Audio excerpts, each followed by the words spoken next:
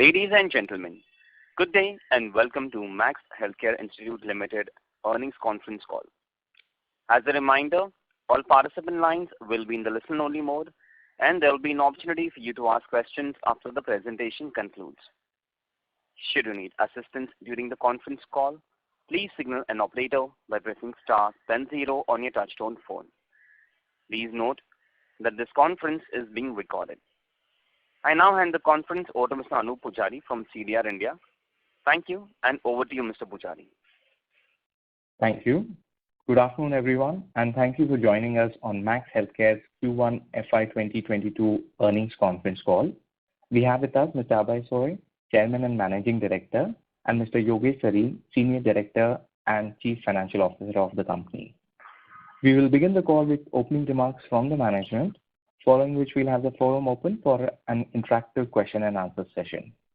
Before we start, I would like to point out that some statements made in today's call may be forward-looking in nature, and a disclaimer to this effect has been included in the earnings presentation shared with you earlier.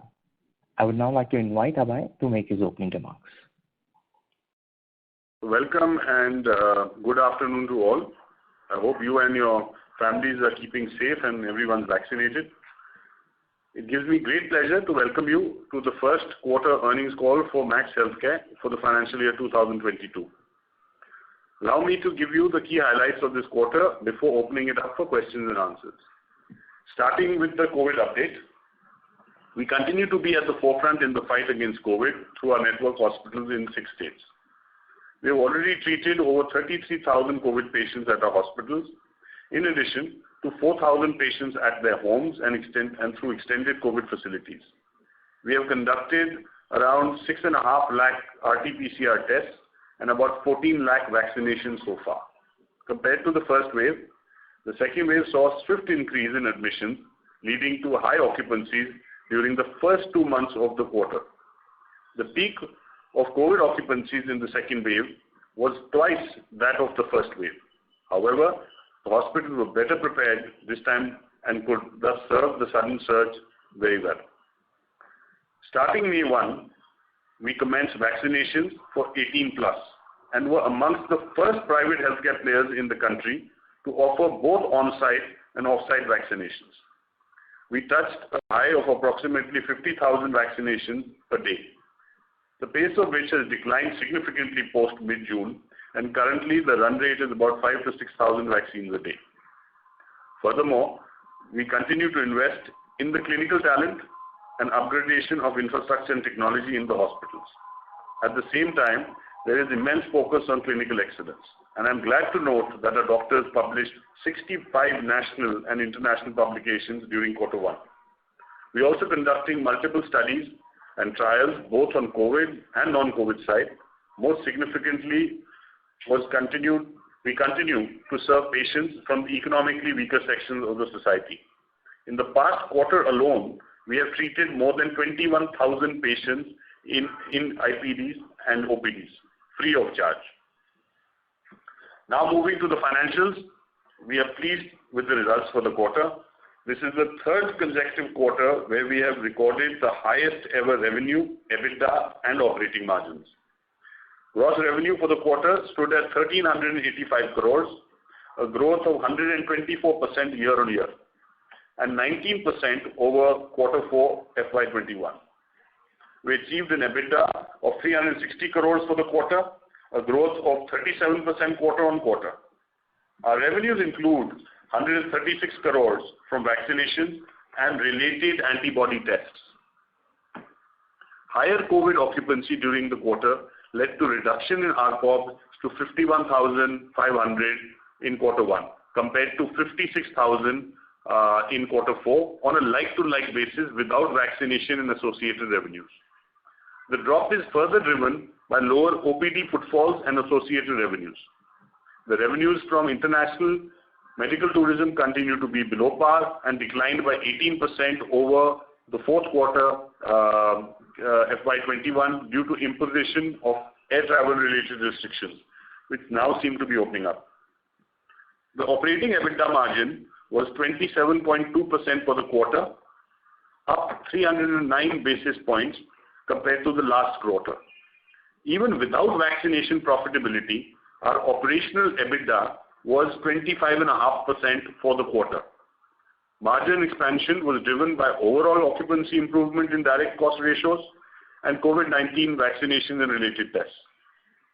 You would recall that in the last 2 years, we significantly augmented our clinical programs with hiring of teams in key specialties and also executed a structural permanent cost-saving program, which has helped us achieve our quarterly financial performance. Resultantly, net debt as at end of June 30th, 2021 stood at 459 crores and net debt to EBITDA ratio thus remains less than 0.5. There were build-up of inventories of COVID-19, particularly the vaccines and other supplies, and we expect to release this cash within the second quarter of the current year. Now, Max Labs, the non-captive pathology business vertical, revenues grew 2.4 times on a year-on-year basis and stood at about 36 crores. Regular non-COVID business growth year-on-year and quarter-on-quarter stood at 189% and 25% respectively. During the quarter, Max Lab has added 60 new collection centers, taking the count of active partner network to 480. Further, Max Lab is offering its services across 14 cities now. Now coming to Max at Home, it also reported an improved performance with a gross revenue of about 27.1 crores, representing a growth of 150% year-on-year and 17% over the previous quarter. There's a strong team of 600 frontline workers and support staff which served 49,000 patients during this quarter, including 1,100 COVID patients at their homes. Towards the end of the quarter 1 FY22, the significant reduction of COVID occupancies and significant reduction of vaccination level has been largely substituted by swift restoration of non-COVID business and higher ARPOB. This also allows us to focus on brownfield expansions, growth of Max Lab footprint, enhanced clinical programs, increase our digital outreach and actively evaluate M&A opportunities now. On closing, I would like to put in perspective our journey of last 2 years since the Radiant Max transaction. The combined EBITDA of Max and Radiant for the financial year 2019, what we inherited, was 348 crores, which has now been surpassed by the rupees 360 crore EBITDA achieved in the first quarter of FY22 alone. We are confident of a strong sustained performance in future as well. On this note, I wish to open it up to questions and answers. Thank you very much. Thank you very much. We will now begin the question and answer session. Anyone who wishes to ask a question may press star and 1 on their touchtone telephone. If you wish to remove yourself from the question queue, you may press star and 2. Participants are requested to use handsets while asking a question. Ladies and gentlemen, we will wait for a moment while the question queue assembles. Participants, you may press star and 1 to ask a question. The first question is from the line of Thomas Priju from Acme Capital. Please go ahead. Thank you. Abhay, congrats to the management team on a very good performance. And you indicated that even if you exclude the vaccination, the overall hospital business did a margin of close to 25.5%. So going forward, can we look at 25.5 as a sustainable EBITDA margin with the scope to expand it further as international travel picks up? Thank you. Thank you. I think 24-25% is something that we have demonstrated now, in both a COVID quarter as well as a non-COVID quarter. We certainly believe that these are sustainable margins, and going forward, depending on opening up travel restrictions, etc., it should have a positive impact on these.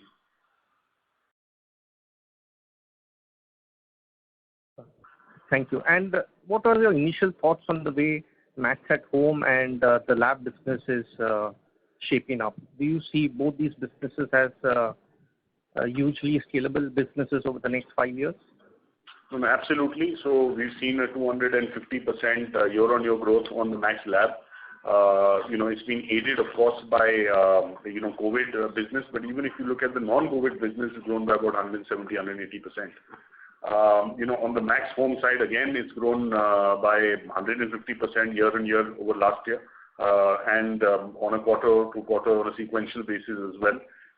Just the sheer number of people, and really Max at Home, I think, has come of age simply because the home care industry itself has come of age, and Max has been at the forefront of this business for the last 4 years, and it's just perhaps the right time now, and we should going forward see both these business an opportunity to explode, in fact.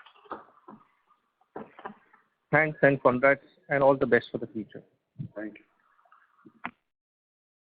Thank you. Participants, you may press star and 1 to ask a question.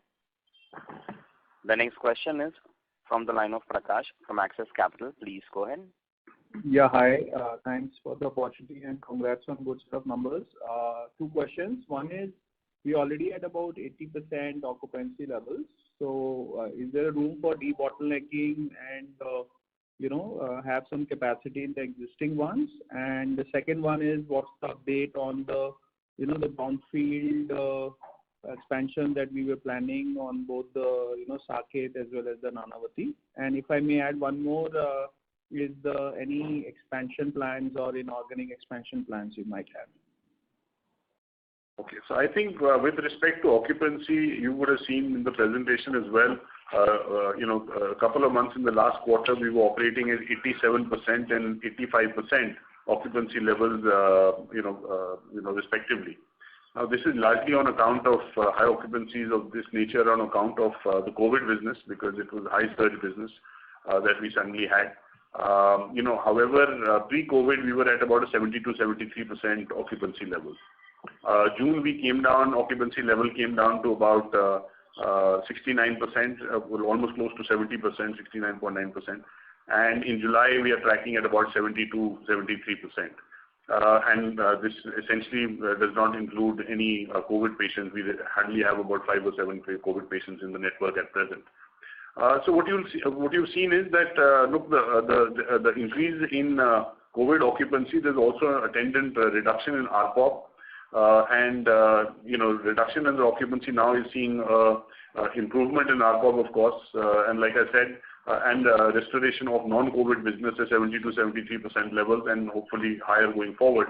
And like I said, this increase in ARPOB as well as of the non-COVID business and the resultant profitability should largely make up for the vaccination revenues that we had in the last quarter, as well as the high COVID occupancy.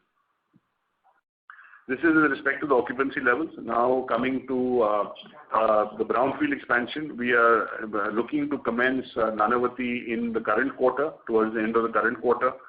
We are hopeful of commencing Saket, our Delhi brownfield, by the subsequent quarter. And with respect to, we are also looking at adding about 100 beds in Shalimar Bagh, and that again in the next 3 to 4 months we should commence. And Mohali, we are adding about 190 beds, and that should also commence in the next 2 to 3 months. I think other than this, as you can see, we are at very low net debt levels, and going forward within the next couple of quarters, we should have paid out our entire debt, essentially. So, and still leaves us with substantial free cash flows, even after taking into account our brownfield projects, and we are looking to focus on M&A going forward. Okay, thank you so much and all the best. Thank you. Thank you. The next question is from the line of Praveen Sahay from Edelweiss Financial Service. Please go ahead. Yeah, thank you for taking my question, and many congratulations for a good set of numbers. So just to extending the expansion plan, what you had given, so when these, whether it's Shalimar Bagh, Mohali, Saket and Nanavati, these are all when going to be in the operational bed capacity? So Shalimar Bagh and Mohali, we are looking at end of 2023. The expansion at Nanavati should be end of 2024. And again, when I say expansion, the first phase of that expansion, Delhi again should be end of 2024, the first phase of the expansion. Okay. Okay, fine. And one clarification, sir, because in the presentation you had mentioned that 42% of your operating beds were allocated towards a COVID in the last quarter. How much that number currently? Like I said, 42% of the beds were allocated to COVID, and those 48% of the beds had about a 75% occupancy. That number has come down to about 5 or 6 patients. So literally, I think maybe 1% you will shift to the non-COVID side of this bed? Absolutely. And that's how you're seeing as we speak, our occupancy levels are about 73%. Okay. So it's overall 73% occupancy, right? Absolutely. And so this is almost entirely non-COVID other than 6 patients. Okay. And one more thing, like 136 crore of COVID-related vaccination and test-related revenue you had given. Apart from that, that's a patient-related. How much is on a COVID revenue, like a patient admitted for a treatment? There's about 321 crores in the previous quarter, which was COVID. Other than the vaccination and antibody-related testing, there were 321 crores of COVID-related out of the 1385. Okay. And one on the mix, because this time we had seen the pulmonology contribution has increased significantly. So is it because of a COVID surge, or how much is going to sustain? No, that's right. It's that kind of peaks in internal medicine and pulmonology happened due to COVID, as you would know that you have huge respiratory issues and a lot of people in ICUs, etc. The pulmonology is something which sort of peaks up. This is obviously not a sustainable number when you look at a non-COVID environment. Okay. But having said that, you have other specialties like orthopedics and so on and so forth, which come down to absolutely not. So, it works both ways. Correct. Yeah. Oncology has reduced, that will go back to the normal. Orthopedics. Oncology sort of continues, sustains through COVID, but orthopedics is something which pretty much comes down to very, very small numbers. And, pulmonology will go down in a non-COVID period, and there'll be other specialties like orthopedics, etc., which will go up. Thank you, sir. Thank you very much. Participants, you may press star and 1 to ask a question. The next question is from the line of Bansi Desai from HDFC Securities Limited. Please go ahead. Hi. Thank you for taking my question. So I just had one on Nanavati. So we were at mid-single-digit margins pre-COVID, at this hospital. So what additional measures are we taking here to improve this, and how will our margin trajectory look like over the next 2-3 years? So I think, in terms of overall costs and so on and so forth, first of all, I think we need to look at it from a ROC sort of a perspective, right? The total money is employed in Nanavati about 193 crores. And even at current margins, it is a ROCE for about 16%. So it's not, whilst on an overall level at the enterprise, we are tracking at a 28% ROCE. So, it's not necessarily, although it's not operating at levels we want it to, but, on a ROCE basis, still not on a bad footing today. Having said that, it has a personnel cost of about 36% compared to 23-24% of our work. And this we were looking to fix through a VRS. We are looking to roll out this VRS in the current quarter and have it implemented by the next quarter latest. So that is what is on the anvil at present. That should hopefully rectify these numbers, our operating numbers, by a substantive amount, but VRS is something which happens in 2 or 3 rounds. This is the first round, so this is the first step towards it to sort of, improve our margins. Having said that, expansion is the other route for defraying large personnel costs, because once we have more beds, you can defray it over, a larger amount of workforce over amount of beds, and that should bring down your cost. But, we are not intending to wait up till 2024. We intend to do it through the VRS now. All right. Thanks a lot. Thank you. Thank you, Bansi. Thank you. The next question is from the line of Ayush Kansari from Allegro. Please go ahead. My question has already been answered. I don't have any questions. Thank you. Thank you. The next question is from the line of Harith Ahmed from Spark Capital Advisors. Please go ahead. Hi, good afternoon. Thanks for the opportunity.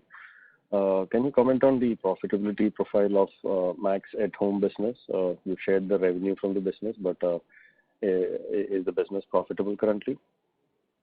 Yeah, it is profitable currently. I think we are operating at, what is the margin? So we are operating at about a 12 to 13% margin, and it is being geared up for growth. So we have a higher, obviously, fixed cost with respect to the business to attend to the prospective growth. So at 12 to 13% margin. All right. And my second one is on some of your digital initiatives. What's the kind of investments we are making on that front, and how do you view the competition that's emerging from some of these app-based players, especially on the OPD consultation side and the diagnostic side of our businesses? So I think let me state it. So I think first of all, we mentioned that number there this time in the presentation that we have roughly 7 to 8% of revenues coming through digital channel. When I say digital channel, that basically means that we have these websites, we have the digital assets where through we get the revenues from. We have a lead management team. We get around 16 to 17,000 leads every month from the website.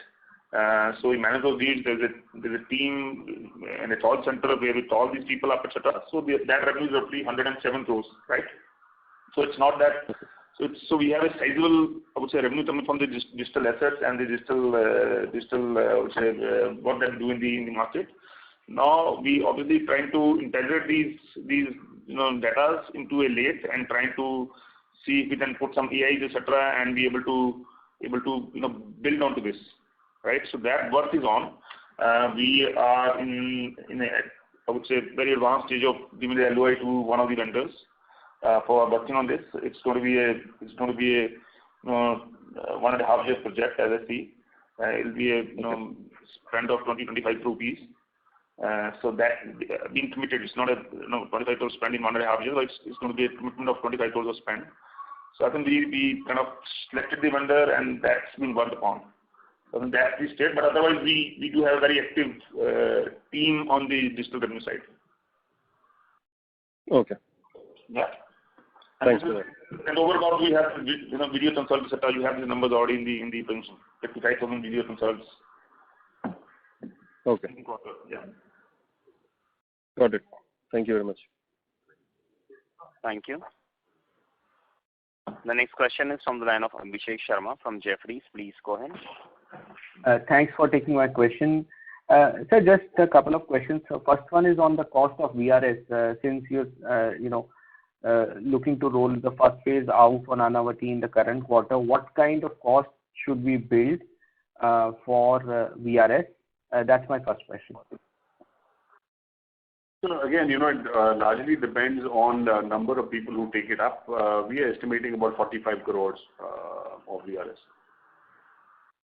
And overall, for the entire, all the 3 rounds combined, I presume you would look to roll all these 3 during the current fiscal? All 3 what? Rounds. All 3 rounds of VRS. So it may not be 3 rounds. So you do a first round, you see what the offtake of that is, and then, if it is, you can increase the size of the VRS depending on what sort of feedback you get at present. And, if it goes well, then you perhaps do a second round within the year. But, firstly, it has to be necessary. So you strategize a VRS as you go along because, it's a voluntary retirement. We don't know how many people will take it up. We believe a substantial number should be able to, 200 plus should be able to take it up in round 1. And depending on that, we'll come up with the round 2 as well. We'll have to play it by ear. Got it. Okay. And the second question is on international patients. Are these now starting to trend towards normalization, or are we still far off?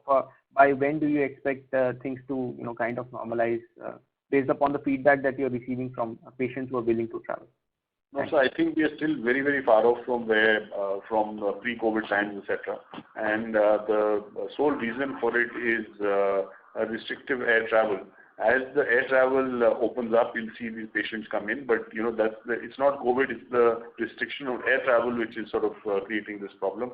we are seeing an uptick, of course, sequential uptick since COVID went down, but we are not, still a reduction from where we left off. Yeah, so we are at 30% of the normal, right? And the nearest that we come is 70% of the normal in the month of April, and then it suddenly went down. Sure. Okay. And just one last follow-up question on VRS again. This 45 crore cost. So if we remove it from next quarter results, would we start seeing the margin benefit right away? How should one build that out? Absolutely. You'll start seeing margin benefits right away. And if you could just quantify that for us, sir. No, you'll see margin benefits right away. Let's assume we implement this, we have implemented as per plan in the current quarter. Okay, by next quarter you'll start seeing the results. Okay. Yeah, it'll be tough to put a percentage to improvement. We can't say that margin will improve by it's a specific percentage because we don't know. I just wanted to understand, sir, if we are spending 45 crores, does that reflect into 45 crores annual cost saving, or how should one look at that? That's the question. No. You spend 45 crores, you won't get a 45 crore annual cost saving. You should get significantly lower than the 45 crore number. Okay. Okay. Got it. Thank you.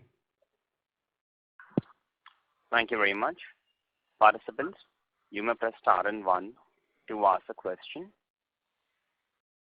The next question is from the line of Senthil Kumar from Joindre Capital. Please go ahead. Hi. Thanks for the opportunity. Hello. Yes, hi. My question is, as on 31st March 2021, company has rupees 2,454 crores of goodwill and rupees 2,333 crores of intangible assets. Will it be amortized over period? Yeah, so goodwill is not amortized, but the contracts are amortized over the period of the contract. But then you are looking at the consolidated financials of MHAL, right? Yeah, you are right. Yeah, but what happens is that when we report the results, we take these. So there are service contracts that we have with partner healthcare facilities. So in the consolidated balance sheet, those contracts come on the balance sheet, right? You value them and they are on the balance sheet. But when we report these numbers, to the street, we take the PHF numbers also in, and to that extent, that value comes down. Okay. Right? That those contracts vanish. So there is no amortization charge come in the P&L for those contracts later on. You understood that now? Okay. So in the MHL standalone, in the MHL consolidated, we also have these 3 partner health facilities, right? Which is the Satyavt Hospital, Deti Devi, Max Patparganj, and Max Mart. Right? And we have the long-term contracts with these hospitals for providing medical services. So these contracts get valued and they get reflected on the balance sheet because you have to do a purchase price allocation, and that number comes onto the balance sheet, and then those contracts get amortized in the consolidated results, right? Okay. But when we present the result to the street, the presentation that we send to investor presentation, in that number you will find that there's in the amortization line there's an adjustment that we do, right? -7. That number is basically that charge in the investor presentations is taken out because we are putting the PHF numbers in. Okay. Yeah. Okay. If you see the standalone, the consolidated or standalone balance sheet, that number is very different number from the number that we're talking in the investor pension. Okay. I got it. Okay. And my second question is, what kind of average revenue per operating bed we can expect from the next 2 to 3 days? Next 2 to 3 years. Well, can't give you a guidance on that, but any trend on that? You have the history to it. You have the numbers, from FY19 onwards in terms of what our ARPA has been. So I think we do expect the similar level of growth. Okay. It'll be anything 9 to 12% is what you'll see in the previous years. Okay.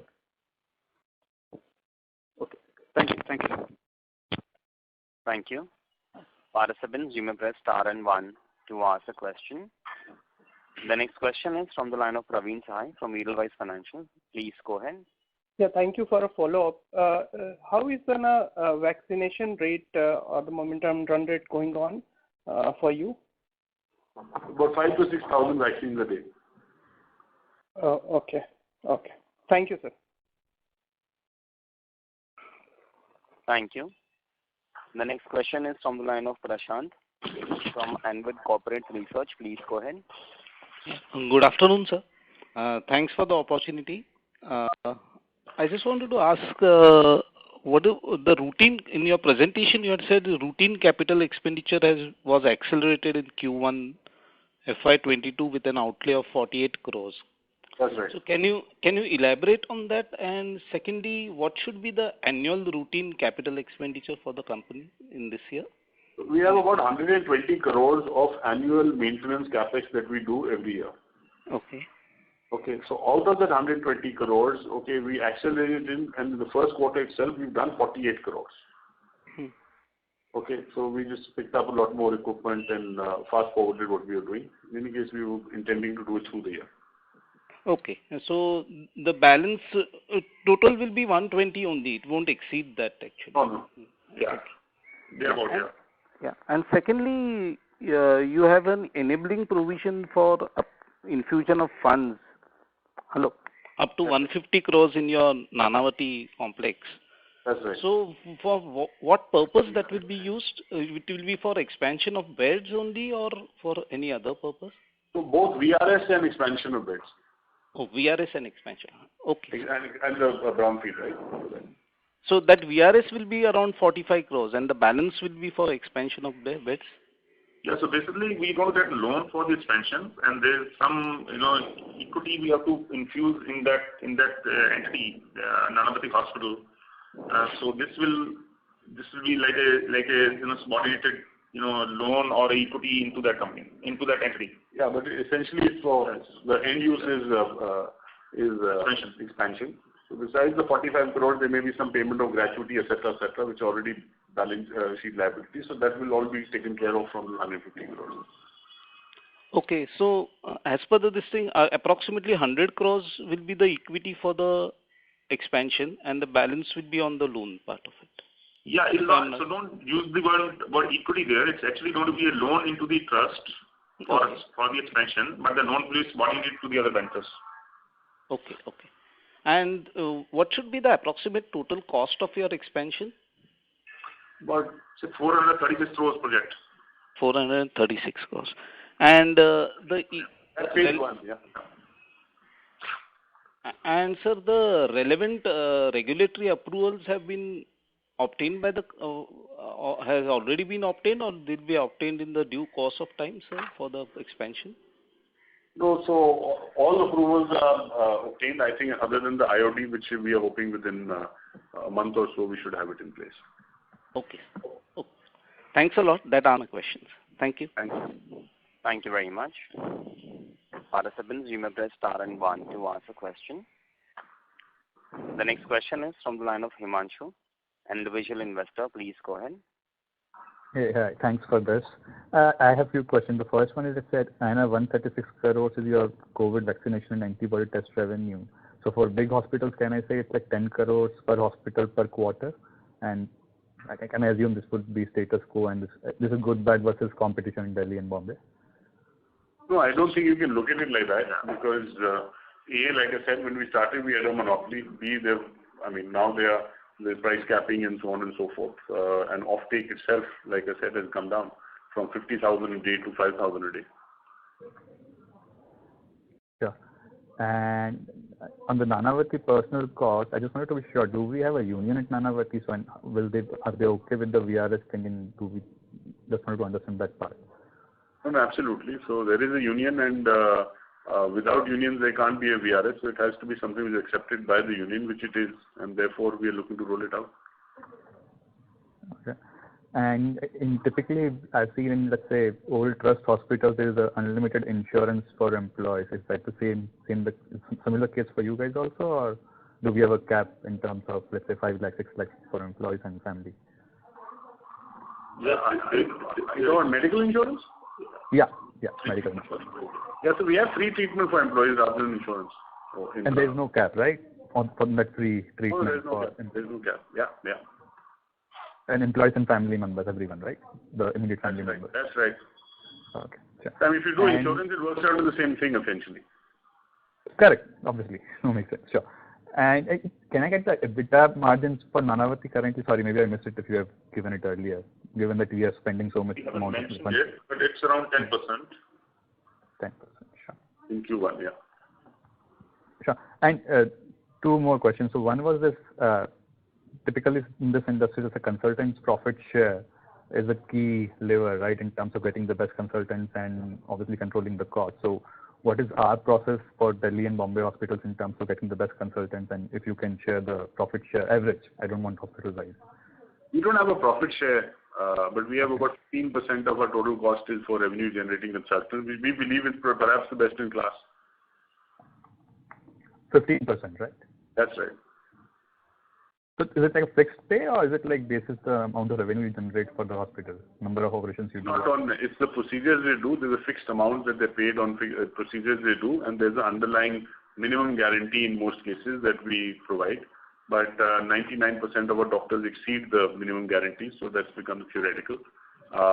It's a fixed amount they get per procedure, so it's not a profit share. So it's not as if you can charge more or as a percentage of the total bill they get anything or anything like that. Understood. So let's say if I am a doctor and if I do 100 procedures, then I will, whatever is the fixed amount, I will get that, right? It's simple. That's right. So if you're at the beginning of the year, you have a charge per procedure. So let's say if you charge 50,000 rupees per procedure and you do 10 procedures, you make 5 lakh rupees. Perfect. Sure. And does it vary across consultants, or is it similar for similar kind of procedures? No, I mean, it varies. No? A senior consultant will make more, a junior one will not make the same. Sure. Yeah, sorry. Makes sense. And sure. And and how do we make sure that we attract the best consultants to our hospital? Is there a process? How do we go about it? Well, it's a combination of factors. The best means what? Best can mean commercially the best. Best can be from a research and development standpoint. Best can be from somebody who writes white papers and so on.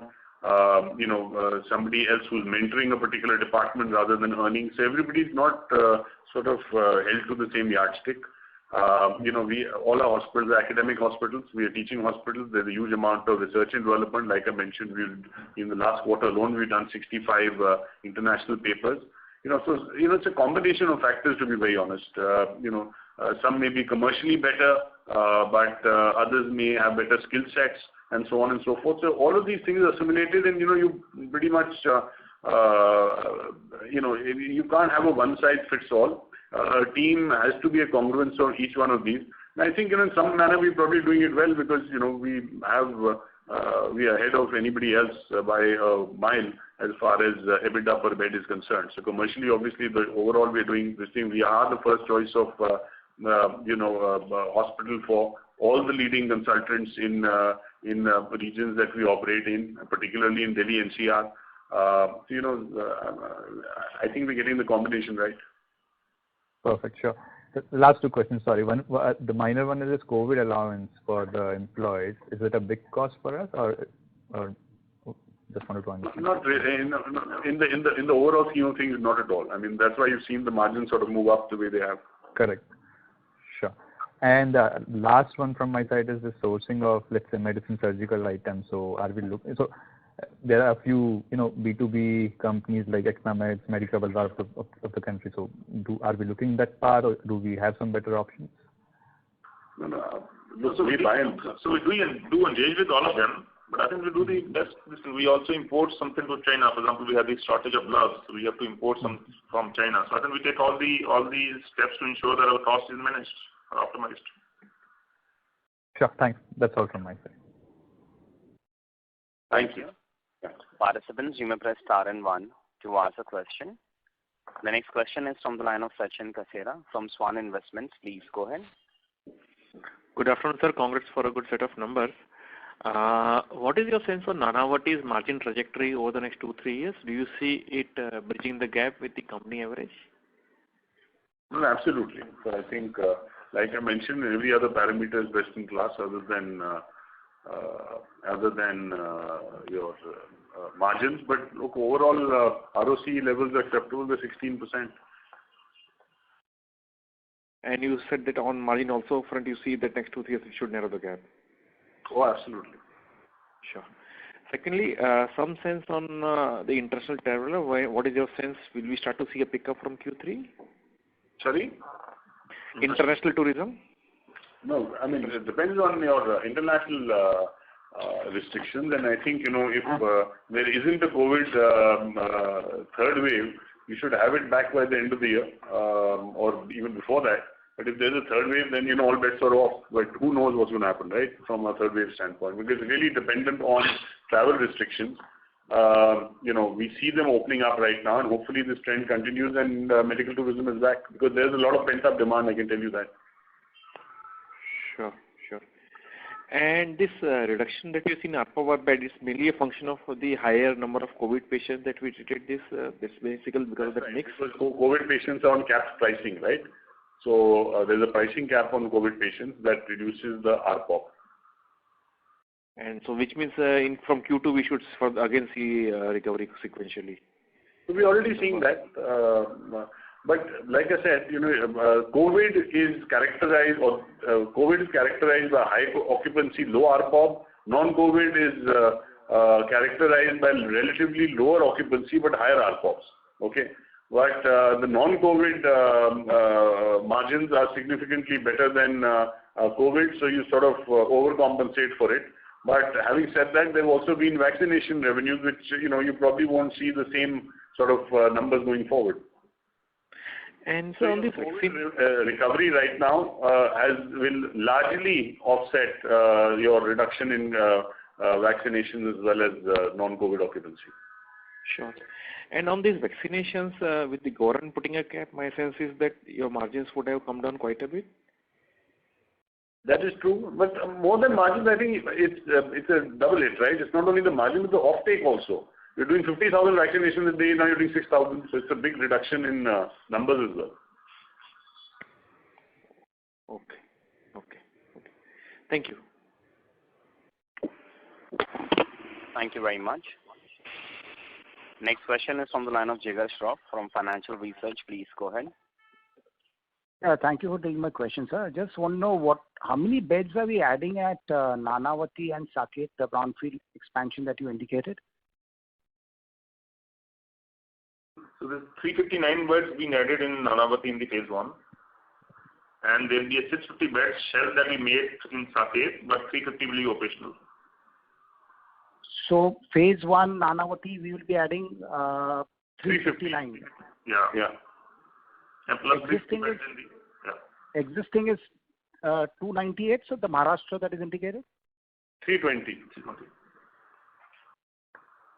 Acha, the existing, so we're almost doubling capacity at Nanavati. That's right, and that is phase 1. In phase 2, we'll be adding another 250 beds over here. And Saket, sir, if you could please repeat? Saket, we have the ability to add 1,200 beds. Okay, we have plans approved for that.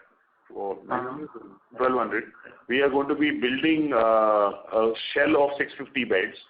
In phase 1, we will start off and fit out 350 beds. So it automatically becomes easier for us to do the second phase as soon as the occupancy ramps up over here.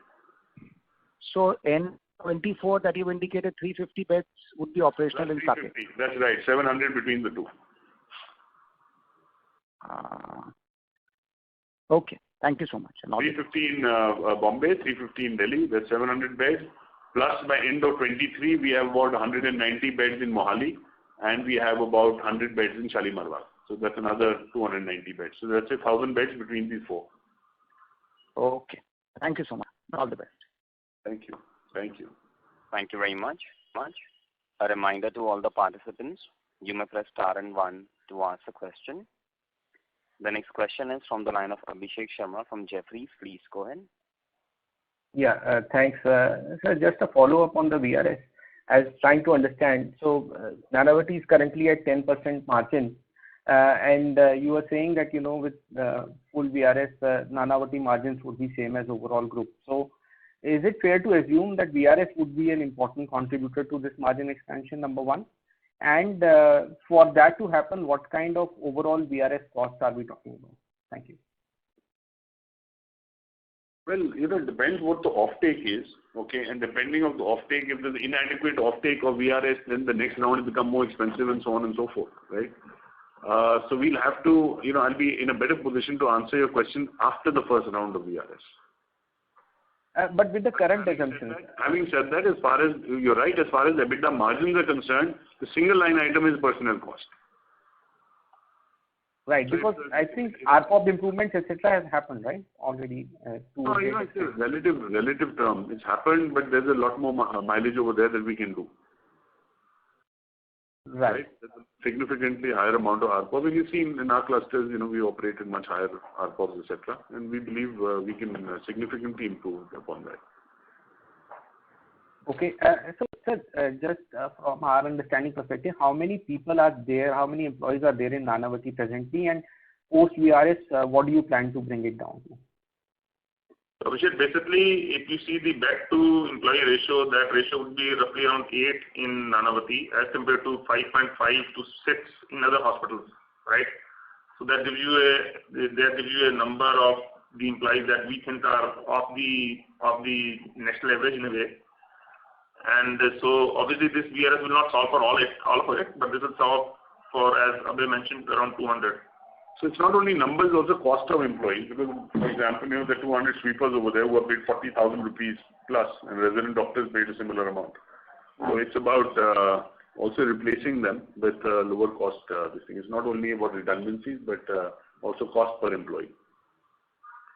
But yes, that's the gap we are looking at. We are looking at, personnel cost, addressing the personnel cost and reducing that gap. Fair enough, sir. Very helpful. Thanks. Thank you very much. A reminder to all the participants, you may press star and 1 to ask a question.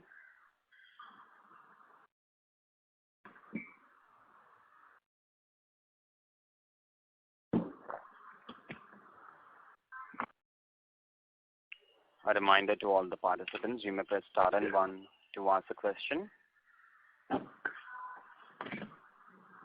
As there are no further questions, I will now hand the conference over to the management for closing comments.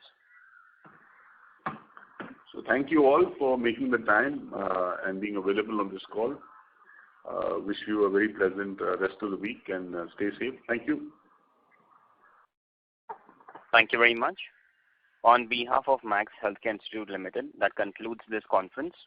Thank you for joining us. You may now disconnect your lines. Thank you.